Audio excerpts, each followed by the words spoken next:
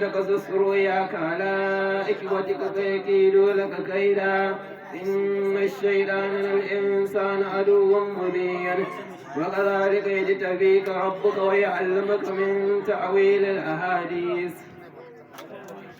من تأويل الأحاديث ويتم نعمته عليك وعلى آل يعقوب كما أتمها على أبويك من قبل إبراهيم وإسحاق إن ربك عليم حكيم لقد كان في يوسف وإخوته آيات للسائلين إذ قالوا ليوسف وأخوه أحب إلى أبينا منا ونحن أصبة إن أبانا لفي ضلال مبين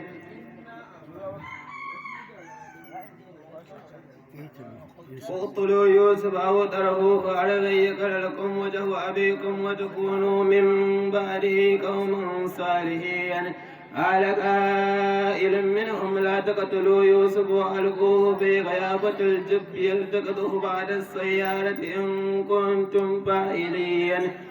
قالوا يا أبانا ما لك لا تأمن على يوسف وإنا له لناصحون أرسله معنا غدا يرتع ويلعب وإنا له لحافظون قال إني لا يهدني أن تذهبوا به وأخاف أن يأكله الذئب وأنتم عنه غافلون قالوا لئن أكله الذئب ونحن أصبة إنا إذا لخاسرون فلما ذهبوا به وأجمعوا أن يجعلوه بغيابة الجب وأوحينا إليه لتنبئنهم بأمرهم هذا وهم لا يشكرون وجاءوا أباهم عشاء يبكون قالوا يا أبانا إنا ذهبنا نستبق وتركنا يوسف عند متاعنا فأكله الذئب وما أنت بمؤمن لنا ولو كنا صادقين وجاءوا على قميصه بدم كذب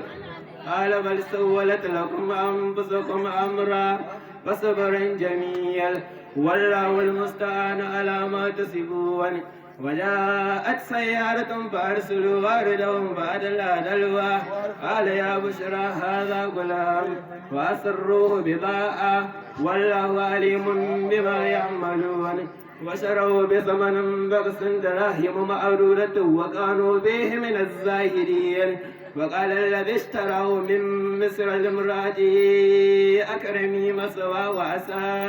أن ينفعنا أو نتخذه ولدا وكذلك مكنا ليوسف بالأرض ولنعلمه من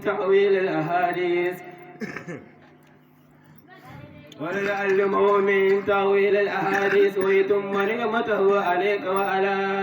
آل يعقوب كما أتمها على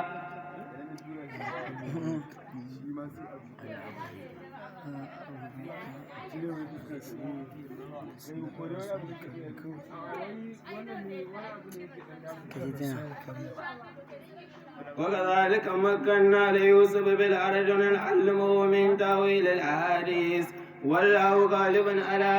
أمره ولكن أكثر الناس لا يعلمون ولما بلغ أشده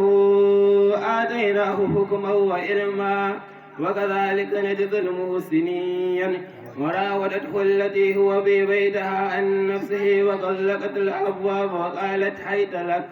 قال معاذ الله إنه ربي أحسن مثواي إنه لا يفلح الظالمون ولقد همت به وهم بها لولا أن رأى برهان ربه كذلك نصرف عنه السوء والفحشاء إنه من عبادنا المخلصين واستبق الباب وقدت قميصه من دبر وألف يا سيدها لدى الباب قالت ما جزاء من أراد بأهلك سوءا إلا أن يسجن أو عذاب أليم قال هي راودتني عن نفسي وشهد شاهد من أهلها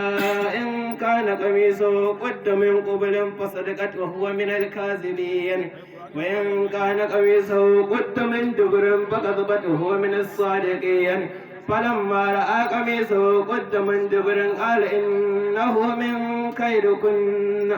إن كيدكن عظيم يوسف أعرض عن هذا واستغفري لذنبك إنك كنت من الخاطئين. وقال نسوة في المدينة امرأة العزيز تراود فتاها عن نفسه قد شغفها حبا إنا لنراها في ضلال مبين.